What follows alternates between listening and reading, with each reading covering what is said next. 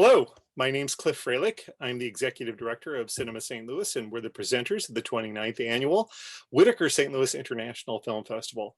We're really pleased to have with us the director of an absolutely wonderful documentary for the love of Rutland, Jennifer Maytorena Taylor, who is going to also be talking, and we would have loved to have had her principal character, Staci Griffin, as part of this Q&A, but she'll be bringing us up to speed on where Staci is in her life right now. So let's plunge in.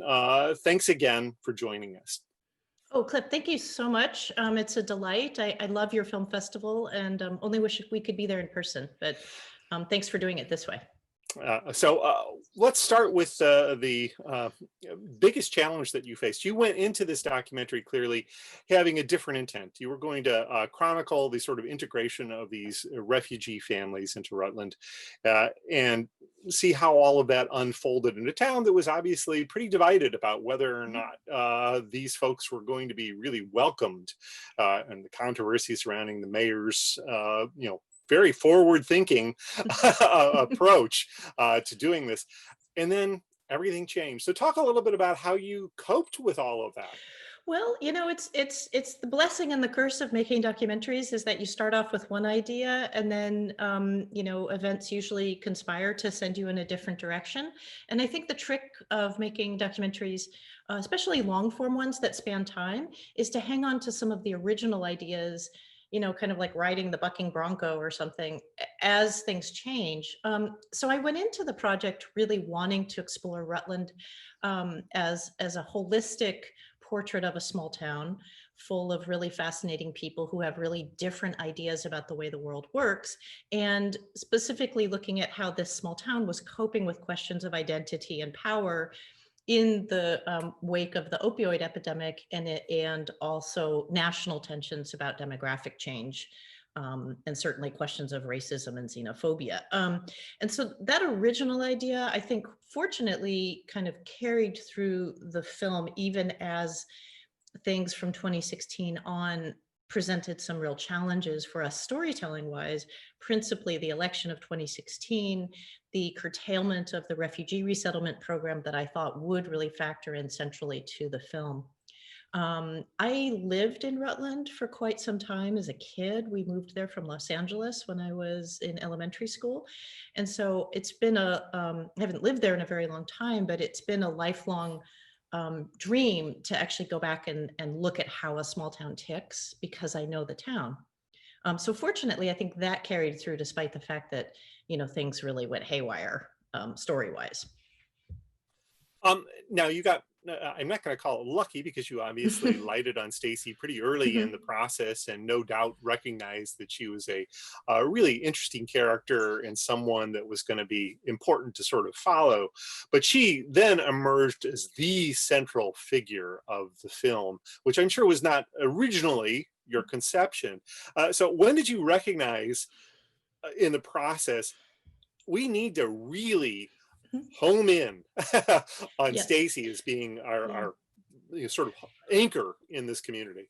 I actually dreamed of finding someone like Staci when I originally conceived of making the film. And since I had lived in that town and in the surrounding area, I grew up with a lot of folks like Staci. I'm older than she is, so I didn't know her, but I grew up with a lot of kids in high school who, through no fault of their own, were living in circumstances of extreme poverty. At the time, the opioid epidemic wasn't happening, but certainly there were other issues of substance abuse that really affected kids that I knew growing up. So I always had this sense that somebody needed to tell a story from that point of view. So when I started filming the Rutland film, I knew that beyond the bifurcation of the refugee supporters and refugee opponents, the story needed to have somebody who had another kind of potential trajectory where their mind wasn't made up. And so fortunately, I met Staci pretty early on when I was doing research filming, and we struck up a conversation and a little bit of a communication. And I knew immediately, I think, as you can tell when you see her in the film, she's an extraordinary person. She's brilliant. She's got just the most incredibly deep sense of, I think, moral commitment to others. And you know, that those qualities, her intellectual curiosity, her openness, those qualities were apparent pretty much immediately when I met her. So I always thought she'd be a you know, central part of the film. What I didn't, of course, anticipate was that the refugees would basically not come at all, or there'd only be 3 families who understandably felt very camera shy because they'd gotten so much media attention. And so certainly I didn't anticipate our trajectory would go so deeply into the things that happened in Staci's life. And I'm very grateful, you know, ultimately that we got to kind of ride those changes with her. And it is, you know, as you say, it speaks very much to the whole documentary project, how you have to be open to pivoting, really sometimes radically, in the filming process, because you don't know going in whether or not everything that you expect to happen will happen. And sometimes what you receive is Mhm. actually better than what you anticipated. And I think that that's very much the case here. I'm sure it would have been a fine documentary if you had recorded that, the integration of Mhm. those refugee families into Rutland's weave. But I think we end up actually benefiting on some levels as viewers from those changes. Now, you mentioned that Staci was sort of open to, you know, she hadn't made her mind up with Mhm. regard to her own attitudes toward the refugees, yet she seemed to be leaning in opposition Yes. initially and then came around. How has it, talk a little bit about that transformation in Staci, but also how the community now has viewed, I mean, there's only a Mhm. handful of families, Mhm. have they, it all, have the attitudes of the citizenry overall changed in any fundamental way? Well, I think from what I understand, and of course, since the pandemic, I haven't been able to visit Rutland, so it's been almost a year since I was there last. I don't think things have changed that much. I think that the people who ideologically chose their camps are going to stay there. On the other hand, the 3 families that have arrived have really, you know, just become a part of the fabric of the town. You know, I think the exaggerated ideas of the great things that would happen didn't necessarily come to pass. At the same time, of course, the exaggerated ideas of the terrible things that would happen didn't come to pass because these are just people. I know one of the families just got a Habitat for Humanity house. I think that's been built, and you know, my understanding is it's all been kind of just normal life, as you know, one would expect. Um, uh, with regard to Stacy, she wasn't open. She was open, but she wasn't convinced that refugee resettlement was a good thing for the town at first. And you're right, that was, you know, something you see in the film where you meet her and you see that she's laying out some reservations, including you know, the fact that Rutland has so many problems. Why aren't we taking care of the problems in our town first? And also, why hasn't anybody come to our neighborhood to ask us how we feel about this event that is maybe happening? Especially because the idea was that a lot of the families, had the resettlement happened at the scale they hoped it would likely have lived in her neighborhood. You know, it's a very small town, but it still has a sense of neighborhood. Um, and you know, over time, I think you see her kind of beginning to grapple with both of those questions about how to balance one, her needs or the needs of people like her with the needs of other people who are also living very precarious lives. And I think for Stacy, one of the real keys was that she started meeting people in her peer group, or people who were mentors of hers who weren't taking an ideological stance to say in some abstract way, this is what we should do to be good people, right? But rather, hey, you know what? These guys are a lot like you. And how do you feel when you've been picked on or treated as an other or labeled, you know, terrible things because of what people assume about you? I think it was that basic sense of empathy that she clearly has. And she had, I mean, the minute I met her, I knew that she had, you know, a heart of gold.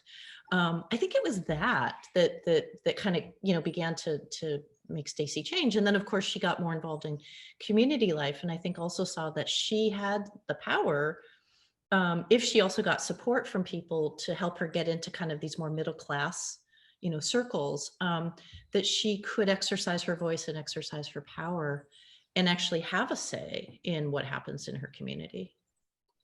Now, you referenced the point that that you had lived in Rutland Yes. earlier in your life. How did that factor in? Do you think that gave you one, obviously I would hope enhanced insight, but did it also enable you to enter the community more quickly than you might have otherwise if you had been a total outsider? Oh, no question, no question. My mom still actually lives in the Rutland area in the farmhouse, the kind of solar farmhouse that we built in the early 80s. As good California sort of semi-hippies, we built this solar house out in a farming town a little bit south of Rutland. And so my mom still lives there. And my sister actually lives in the area now too, after having spent a long time in New York City. So we still have family connections there. And so, for example, Chris, the mayor, his son plays hockey with my nephew. And Jim Sabatasso, my wonderful collaborator who shot a lot of the scenes with Chris and a lot of the scenes focusing on the town's politics. Jim's a reporter who's been born and raised in Rutland and still writes for the local newspaper. Jim's brother and I went to elementary school together. So, it's that thing of if you kind of, shake a stick or whatever the expression is, you'll find about 20 connections in the town. So I could probably tell you almost everybody in the film how somehow I know them or knew their kid or, somehow we're connected. I mean, even Staci and I discovered Staci got her GED at the place that my mother used to teach at. And it was one of my mother's best friends who was one of Staci's mentors, something we discovered a few months into knowing each other. So I think that did, help us go quickly into telling the story. And I think the other thing was having somewhat of a local point of view, even though I haven't lived there in 35 years. We determined that we wanted this to feel like it was made from the inside. We didn't want to go down the path of sensationalizing the opioid epidemic. We didn't want to sensationalize the refugee resettlement. We didn't want to do what a lot of, well-meaning, but still short form kind of, helicopter journalists were doing, where they would be kind of coming into the town and sort of blowing up the most sensational thing they could find. We knew how much that hurt people's feelings and hurt their sense of self and their sense of community cohesion. And people who are on totally different sides of the ideological spectrum, that was something they had in common.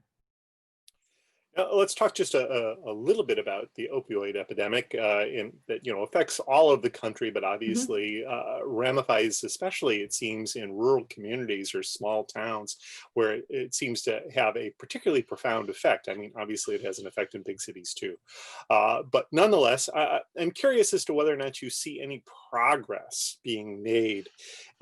Specifically in Rutland, and then just overall in the US? Have we begun to grapple with this in a fundamental way, or are we still sort of stuck in the mud? That's a really good question. And now I really wish Staci were here to be able to speak from her experience. It's certainly not an issue in which I have any expertise. I do think that we have a growing sense, I believe there's a growing consensus that the opioid epidemic is a problem that was created by the pharmaceutical industry, largely. We just had a landmark settlement yesterday, right, where the Department of Justice has settled with one of the manufacturers of the drugs.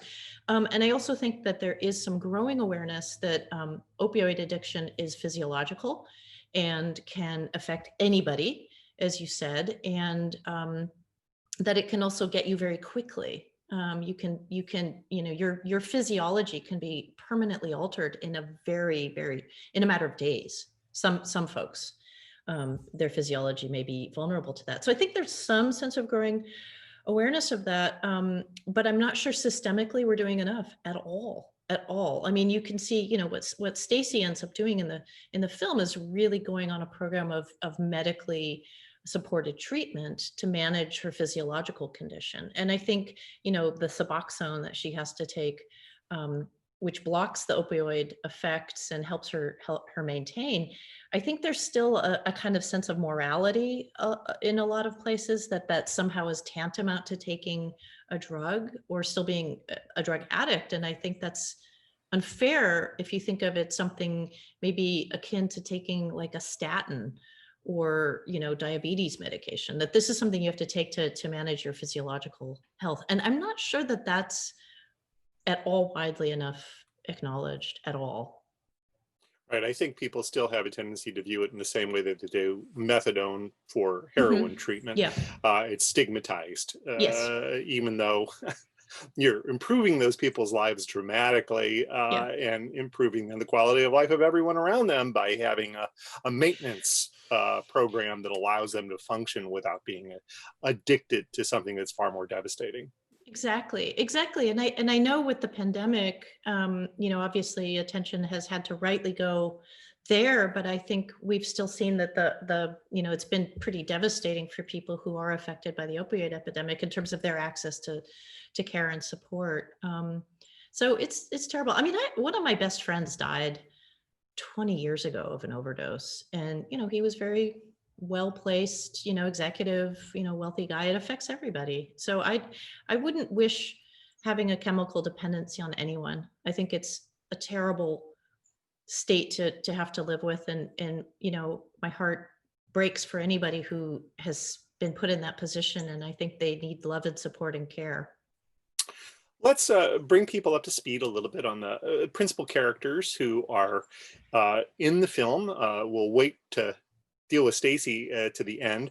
Um, the mayor, the former mayor now, obviously he's very central initially, and then slightly fades because Mhm. obviously he loses his position. Largely, I suspect, because of his stance with regard to the refugees. How is he doing? How is life unfolded for him? And what was his reaction to seeing himself? I presume he's seen himself now Mhm. on screen. Mhm. Yeah, he's seen the film. He's been uncharacteristically less expressive than he often is about the film. I think it probably was a little bit of a shock for him to see himself as it is for most people. He's just an amazing guy, and as you see him in the film, he really puts his principles out there, and he lives them fully. I should mention, and this is a sad update, that Chris Louris's family, as so many others, has not been able to escape what we just discussed, the scourge of the opioid epidemic and some of the related issues of mental health. So last fall, about a year ago, his oldest son, and his nephew were involved in a shooting that left both dead. And it was a horrible reminder, again, that nobody is immune from the effects of the opioid epidemic and mental health needs. And what was interesting, what happened in the wake of that is how much the town pulled together to support Chris. Again, it's a small town, so there was also a family relation to Dave Allaire, who's the mayor who replaced Chris. They're all related to each other. And it was an example of, something really horrible hitting the community and people responding with compassion and with a sense of pulling together. So another example of something so awful that people forget to be political enemies and just treat each other as fellow community members. So I think that maybe, I certainly can't sugarcoat that, but I think it may have been one tiny silver lining in something really sad and terrible.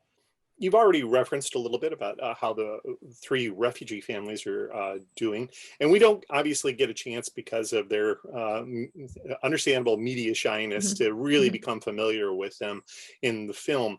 Uh, are they all doing reasonably well given the challenges that they are obviously facing as they face this utterly alien environment? They are. And I think what's, something I think that gets remarked upon sometimes when we talk about people who are new Americans, whether it's through being refugees or folks who've immigrated by choice, is that the survival skills and the sophistication that it takes to navigate a new culture are actually pretty tremendous. So the three families who have settled in Rutland already went through, unspeakable trauma, already had to adjust to living in interim countries as they were waiting to be resettled in the United States. And then, coming to Rutland, I mean, certainly have faced challenges. I think the weather has been one for a lot of the families, just because of, you can see how much it snows there. But I think that they've also settled in really remarkably well. I know they're all charming folks. There's one family in particular that Staci and I did spend quite a bit of time with. We just ultimately abided by their wishes that we not use, too much of the footage that we'd shot together. But I mean, they're just great people. And, really what they want more than anything is get together, have a barbecue, see their kids play, be safe. I mean, the same things that anybody else wants.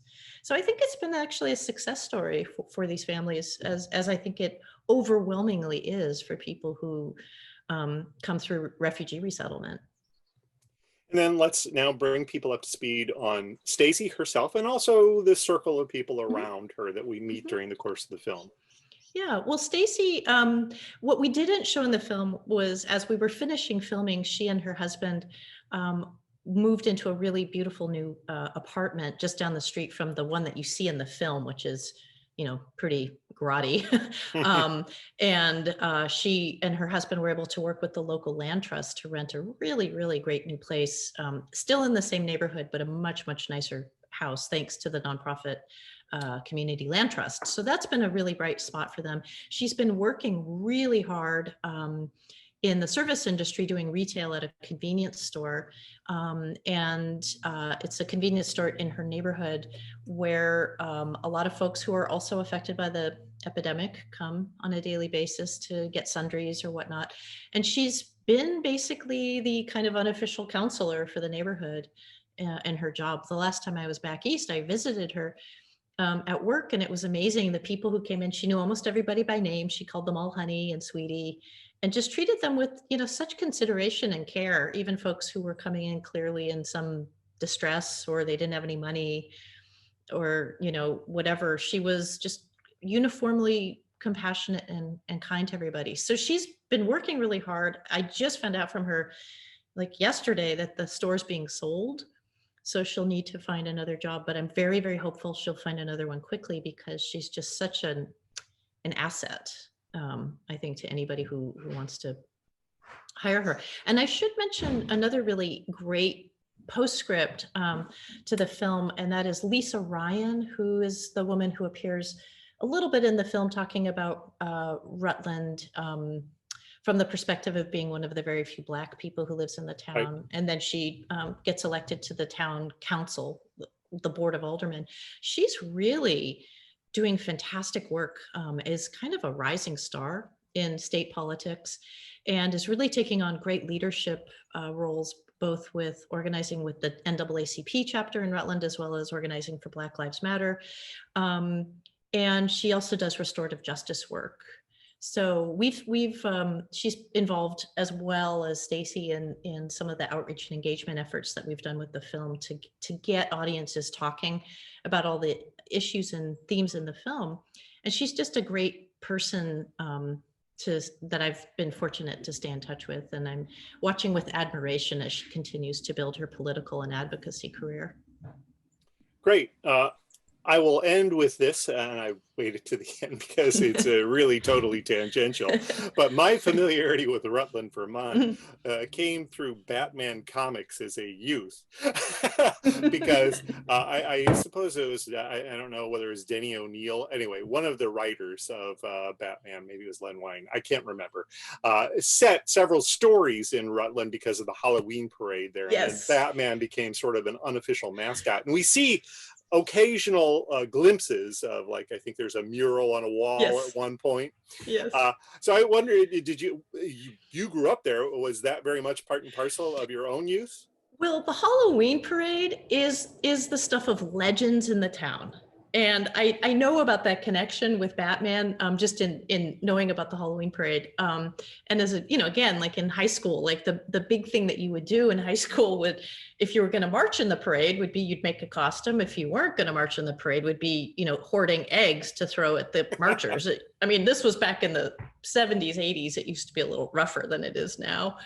But yeah, Halloween is basically the national holiday of the town, and this parade is famous. And you can see how much the town, that was the ending scene in the film. Is I knew when I started filming the film that the Halloween parade had to figure into the town, as did the demolition derby. So I ended up bookending the opening scene is at the demolition derby, and the closing scenes at the Halloween parade.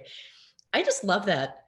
parade so much because it tells you so much about this town, and you can see the people at the parade. You know, it's the whole mix of the town. It's people who probably have wildly different political and ideological views, but they're all going to get together to stand out in the freezing cold and wear silly costumes and, you know, get candy. And you know, it's like the commitment to this pageantry is so deep, that I think it says something about civic life and about giving yourself still space to get together in person and you know, do something silly.